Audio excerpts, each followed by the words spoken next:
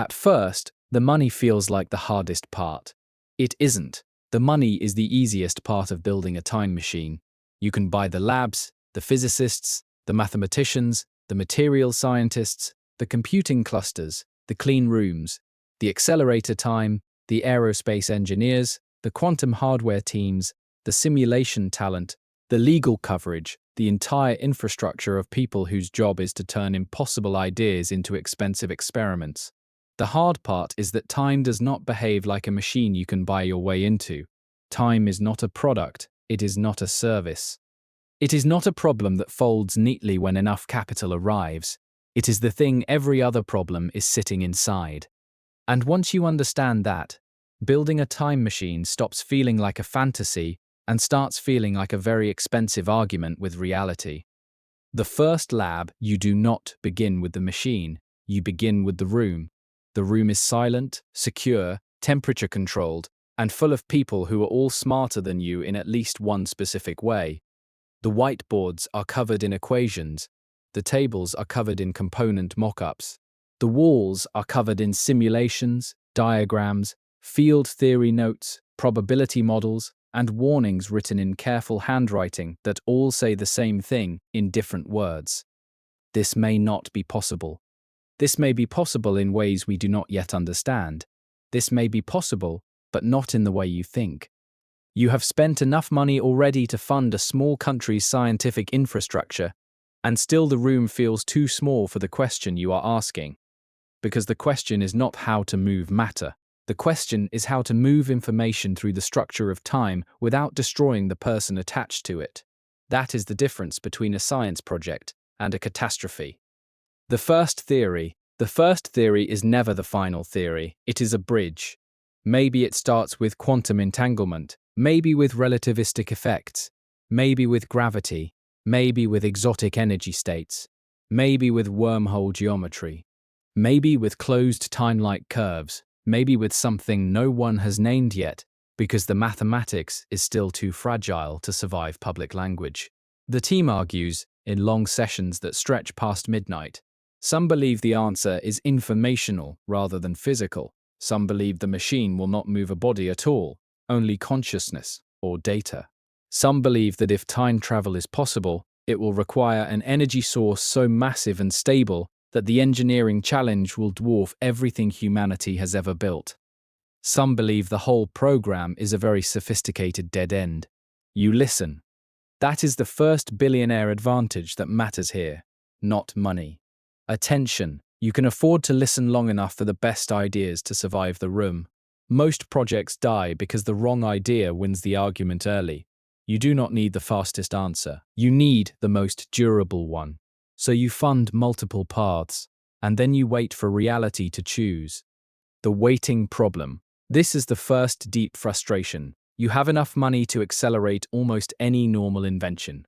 You do not have enough money to accelerate time itself. The project becomes a lesson in patience, so extreme it starts to feel insulting. Months pass, then years. The early experiments produce strange results, but not the ones you want.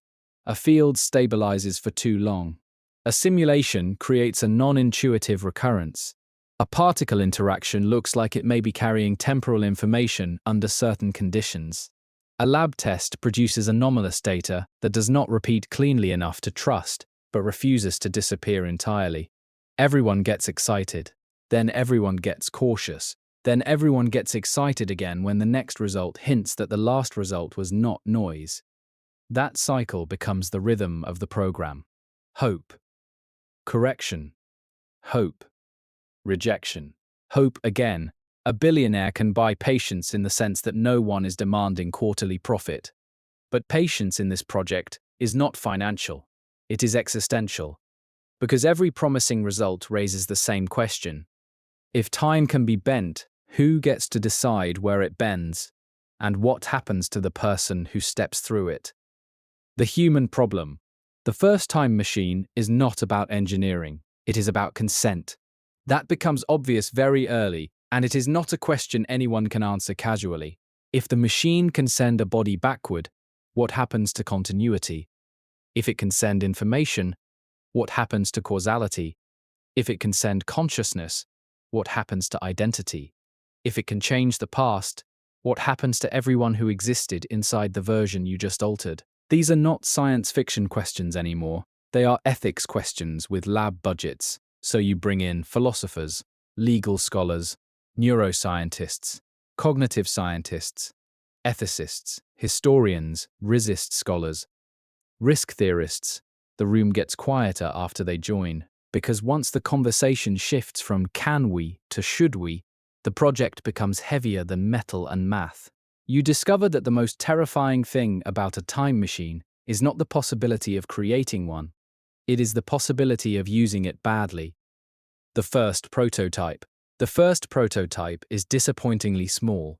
Everyone expects something cinematic, something glowing, something with a portal. What you actually get is a chamber, a power array, a stabilization architecture, a cluster of cooling systems, a control interface, and a set of isolation protocols so strict that the first machine feels less like a door and more like a warning.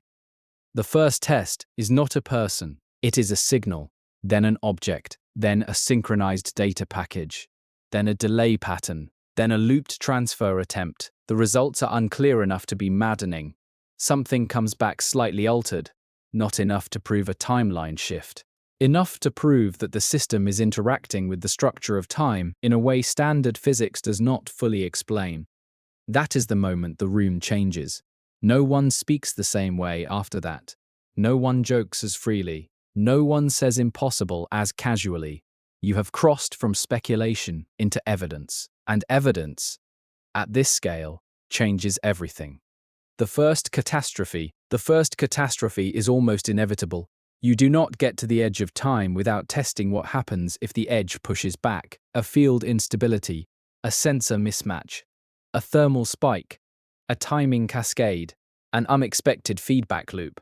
It is not dramatic in the way movies make it dramatic. No explosion, no screaming lights, no rift in the sky. Just a failed test that leaves 3 systems damaged, 1 lab unusable for 6 weeks, and 1 lead researcher unable to sleep for 4 nights because the data implies a temporal offset that no one is comfortable naming aloud.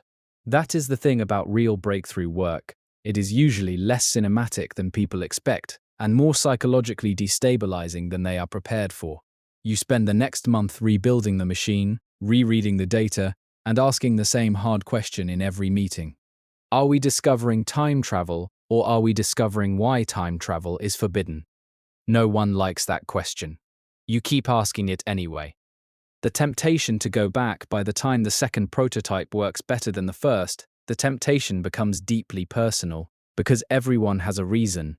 Everyone in the room has a past they would like to touch, a mistake, a loss, a conversation never had, a decision made too quickly, a person gone too soon, a year that went wrong, a day they would give anything to revisit. You are no different. The first thought you have is not about science, it is about memory, the thing you would undo, the thing you would save, the moment you would avoid if you could. That is the most dangerous part of the project, not the machine, the motive. A time machine built by a person who wants to heal their own life can easily become a machine that destroys everyone else's timeline in the process. So you create the rule.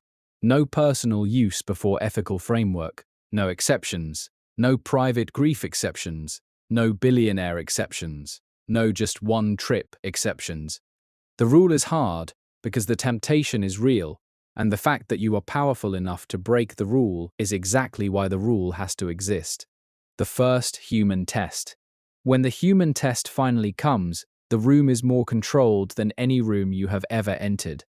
Medical staff, temporal physicists, safety engineers, psychological monitoring, biometric tracking, causality mapping, redundant shutdowns, failover systems, emergency containment.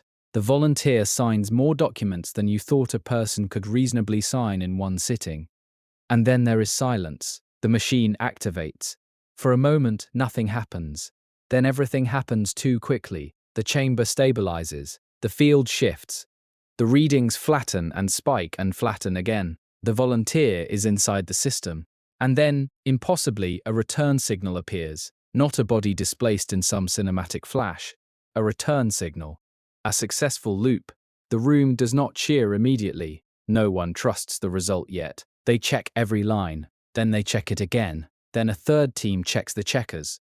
Finally, someone says the sentence everyone has been waiting years to hear. It worked. Not perfectly, not safely enough for public use, not stably enough to declare victory. But it worked. You have not built a fantasy. You have built a doorway with rules. What time actually costs, the first thing you learn after the first success, is that time travel is not expensive because of the machine. It is expensive because of the consequences. Every test requires precision. Every trip requires cleanup. Every offset has a risk profile. Every causal correction creates new uncertainty. Every intervention in the past produces an impossible amount of downstream analysis. You cannot just send someone back and hope. You have to calculate divergence. You have to map event interference. You have to model what changes and what survives.